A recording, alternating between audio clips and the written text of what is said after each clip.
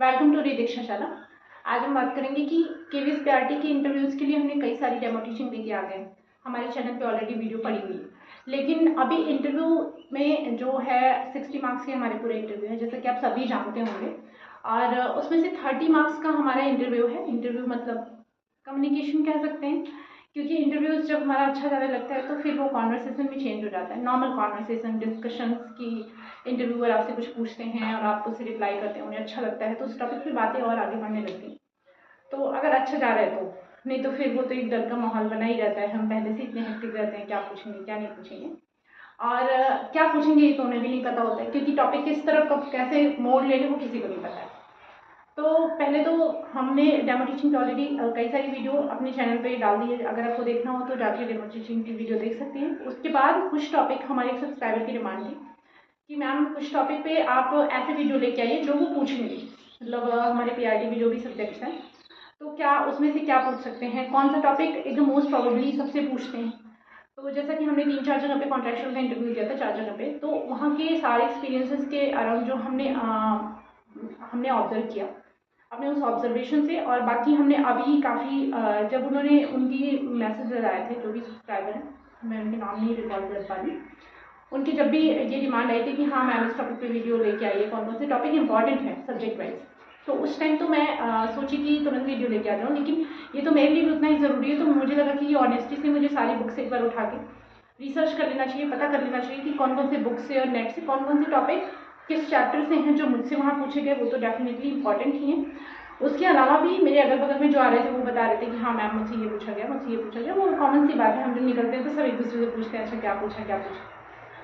तो फिर मुझसे जो मैथ्स में मुझसे ए जगह पे डेसिमल पूछा गया था। एक एक टॉपिक एक एक सब्जेक्ट का हम देखते जाएंगे कि इसमें क्या पूछा गया था। हमने सब नोट डाउन भी कर लिया, इसलिए कि यहाँ पे कंफ्यूज होगा।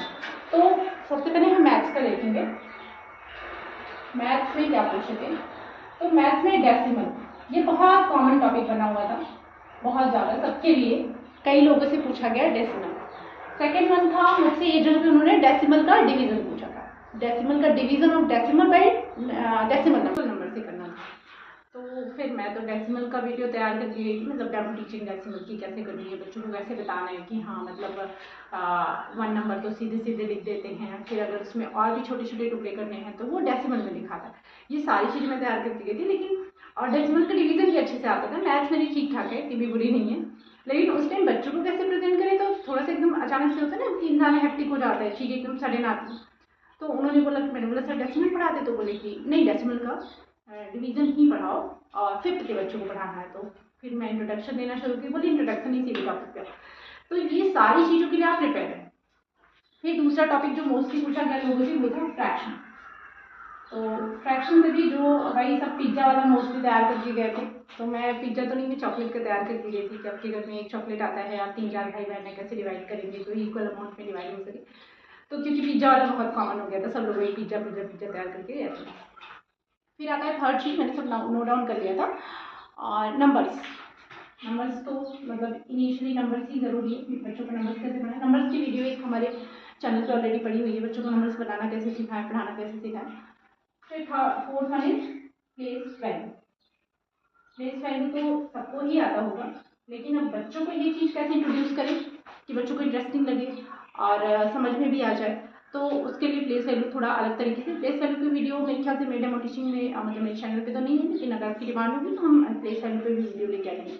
उसके अलावा आता है एलसीएम और एचसीएफ।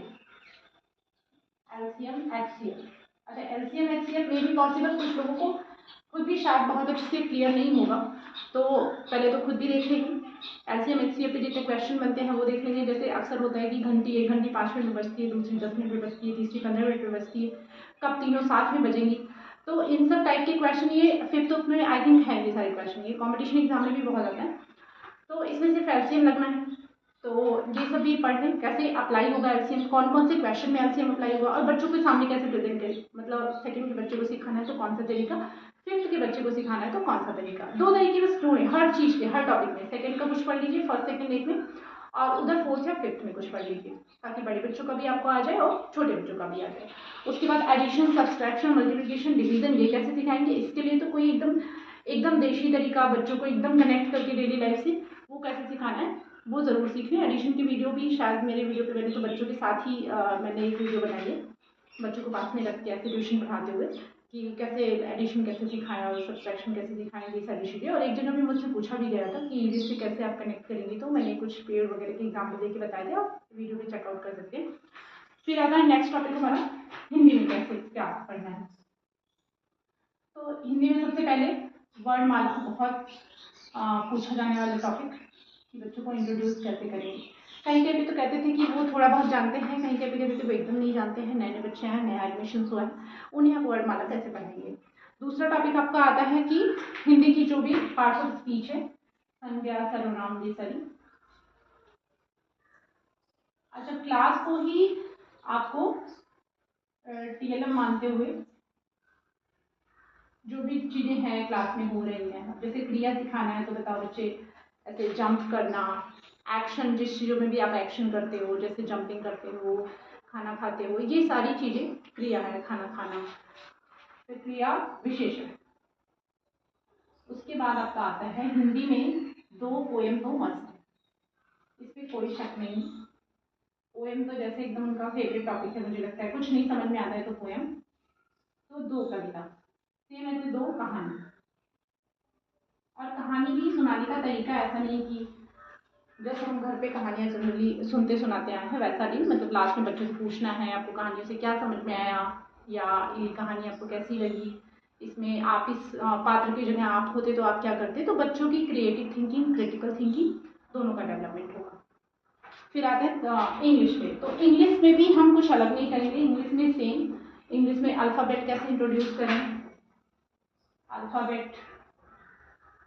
फिर आता है पार्ट्स ऑफ स्पीच इंग्लिश का, नाउन, प्रोनाउन, ये सारी चीज़ें। उसके बाद same as it is English में पोएम, उसके बाद स्टोरी, यही दो, ये हो गया आपका इंग्लिश का टॉपिक। फिर आता है इंपॉर्टेंट टॉपिक ईवीएस का, हमने नोट डाउन कर लिया था सारा, ईवीएस का भी नोट डाउन कर लिया था और हमने सारी बुक ओपन करी है। फर्स्ट से लेके 5th तक ईवीएस तो सिर्फ 3rd 4th 5th 3 ही क्लास में है। और जो मुझे इंपॉर्टेंट लगा, जो मुझे लगा कि वहाँ बार बार क्वेश्चन आ रहे थे, तो वो मैंने नोट कर लिया। तो हम ईवीएस में देख लेंगे, ईवीएस में क्या होगा। ईवीएस में है, देखिए टॉपिक सुपर सेंस, ये आप अच्छे से पढ़ा सकते हैं बच्चों को, चाहे तो क्लास में मतलब प्रैक्टिकल करके आपके सेंसेस कैसे काम कर रहे हैं वो आप बच्चों को बता सकते हैं। फिर दूसरा है, एक टॉपिक है ब्लो हॉट ब्लो कोल्ड, शायद जो पढ़े होंगे उनको पता भी होगा, ब्लो हॉट ब्लो कोल्ड। फिर थर्ड वन टॉपिक है पूनम्स डे आउट। अच्छा, पूनम्स डे आउट में बहुत कुछ इंपॉर्टेंट नहीं है, एक चीज बहुत इंपॉर्टेंट है उसमें कि पूनम्स की मतलब वहाँ पे उसकी मासी रहती है और वो एक दिन कहीं चली जाती है उसकी मम्मी शायद, तो उसके भी बच्चे का ख्याल उसकी मासी को रखना पड़ता है। उसकी मासी अपने बच्चे का टॉयलेट साफ करती है तो उसको बदबू नहीं आता है, और दूसरे बच्चे का करती है तो उसको आता है। तो ऐसा क्यों है, तो ये क्यों का जवाब शायद वहाँ से पूछा जा सकता है। ये क्यों का जवाब इम्पोर्टेंट ही है क्योंकि वो हमारी बॉडी को हैबिट हो गई है एक उस टाइप की स्मेल्स की। तो ऐसा नहीं कि कोई ईर्ष्या है उन्हें कि दूसरे के बच्चे से हमें ईर्ष्या है, अपने बच्चे से नहीं है, और बस यही रीज़न है। तो उस चैप्टर में शायद ये चीज़ें थोड़ी इंपॉर्टेंट हो सकती हैं। फिर दूसरा है from tasting to digesting, tasting to digesting, कहीं कहीं पे उन्होंने डाइजेस्टिव सिस्टम पूछा था, बच्चों को आप कैसे पढ़ाएंगे। तो मुझे जो दिमाग में आई चीज़ें कि पहले तो हम खाना वाने के थ्रू उनको पिक्चर्स के थ्रू बताएंगे, उसके बाद भी अगर कुछ बच्चे कंफ्यूज रह जाते हैं तो मैं घर से पीपीटी बना के लैपटॉप से या अपने फ़ोन से कैसे भी पावर पॉइंट के थ्रू या प्रोजेक्टर के थ्रू उन्हें दिखाऊंगी कि ऐसे एकदम खाना अंदर कैसे जाता है, फिर सबसे पहले कहाँ जाता है, सबसे पहले तो खाना हम मुंह में डालते हैं, उसके बाद आइसोफेगस पे जाता है, फिर liver, small intestine, large intestine, rectum, anus, जो भी ये सारे प्रोसेस हैं सीरियल वाइज, ये सारी चीज़ें कहाँ कहाँ पे कौन से मतलब मुंह में कार्बोहाइड्रेट मतलब स्टार्च का डाइजेशन होना शुरू हो जाता है, उसके बाद स्टमक में फैट का, उसके बाद मतलब प्रोटीन का डाइजेशन, गॉल ब्लैडर वगैरह। तो ये सारी चीज़ें डाइजेस्टिव सिस्टम में जितना आता है इसी चैप्टर से कनेक्ट करते हुए, टेस्टिंग टू डाइजेस्टिंग से कनेक्ट करते हुए हम बच्चों को बता देंगे। फिर आता है एवरी ड्रॉप काउंट, ये भी चैप्टर एक है, 5th का चैप्टर है एवरी ड्रॉप काउंट। ये भी बहुत इंपॉर्टेंट चैप्टर है क्योंकि यहाँ पे वाटर के बारे में है तो बच्चों को वाटर की अवेलेबिलिटी कितना, कहाँ कहाँ पे वाटर अवेलेबल है, कहाँ कहाँ पे वाटर क्राइसिस चल रही है, जैसे कि राजस्थान में कोई यूपी का बच्चा है तो उसको राजस्थान में क्या कंडीशन है वो पता होनी चाहिए, ताकि वो उसके मन में एक एम्पैथी भी डेवलप हो सके दूसरों के प्रति, एज वेल एज वो पानी अपने यहाँ पे एटलीस्ट बचाए, अपने घर पे लोगों को बताए कि हाँ मतलब इतना ज़्यादा पानी वेस्ट ना करें। कहीं कहीं पे क्या होता है समरसेबल लगा हुआ है तो लोग बाल्टी में ना नहाते हुए ऐसे पानी चला लिया और पाइप से ही नहाए, घंटों नहाए पड़े हैं, कितना सारा पानी वेस्ट हो रहा है। तो बच्चों को अवेयर करने के लिए कि वाटर क्राइसिस से हमारी कंट्री बची रहे, तो उसके लिए ये एवरी ड्रॉप काउंट जो चैप्टर है वो इम्पोर्टेंट हो सकता है। पहले उन्हें वाटर उनके घर से पूछिए कितना वाटर आप पीते हो, कितना आपके घर में यूज़ होता है। उसके बाद आता है सुनीता इन स्पेस, ये भी चैप्टर मुझे इम्पोर्टेंट लगा, सुनीता इन स्पेस। इससे बच्चों को आप बाकी प्लैनेट से अवेयर करवा सकते हो, अर्थ पे क्या स्पेशल है, बाकी जगह क्या नहीं है, ये सारी चीज़ें आप बच्चों को बता सकते हो। मुझे लगता है कि 4 सब्जेक्ट में इतना टॉपिक तो मोर देन सफिशिएंट है। फिर भी आपको कुछ नया लगता है तो आप हमें कमेंट सेक्शन में बताएं, कुछ और लगता हो कि नहीं वो ज़रूरी है, हम उस टॉपिक पे गए, वो टीचिंग और उस टॉपिक के बारे में।